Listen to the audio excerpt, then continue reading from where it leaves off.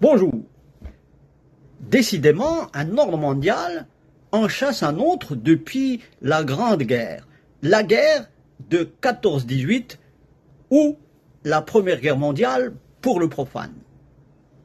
Pour mettre fin à ce premier désordre mondial contemporain, les vainqueurs créèrent la Société des Nations. Cette institution planétaire brilla rapidement par une inefficacité déconcertante. Résultat, ou plutôt absence de résultat, vint la Deuxième Guerre mondiale, qui enterra la défunte Société des Nations. Les Alliés fondent alors l'Organisation des Nations Unies dans l'objectif d'éviter d'autres guerres et de préserver la paix dans le monde. On y croit un moment, puis le doute et la désillusion s'installent. Ni les affrontements Est-Ouest de la guerre froide, ni les conflits hérités des décolonisations, y compris celui du Sahara marocain, n'ont été à ce jour résolus dans l'arène du fameux bâtiment de verre de New York. L'ONU sert-elle dès lors à quelque chose?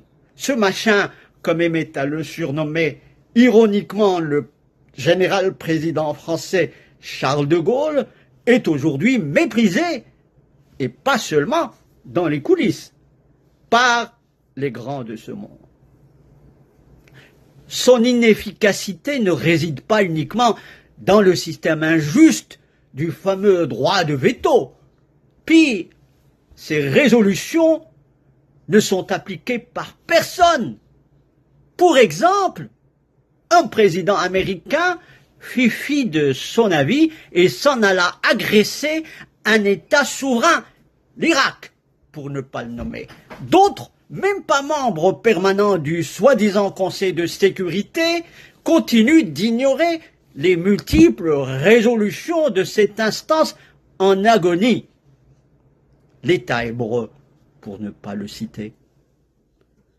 La nouvelle administration américaine, mue par un souci d'économie et de rationalisation de ses deniers publics, envisage, à l'heure où je vous parle, de tout bonnement la quitter. Comme elle a lâché avant cela, dans un but similaire, d'autres instances mondiales jugées inutiles, à l'image de la conférence de Paris sur le climat ou encore l'Organisation mondiale de la santé. Le prochain nouvel ordre mondial, on le voit, sera sans doute érigé sur les ruines engendrées par ces retraits américains tous azimuts. En conclusion de ce cogito, ce nouvel ordre mondial commencera-t-il par un vrai désordre? Will it be worse before it gets better? Comme le suggère l'expression américaine consacrée. Wait and see. À la prochaine.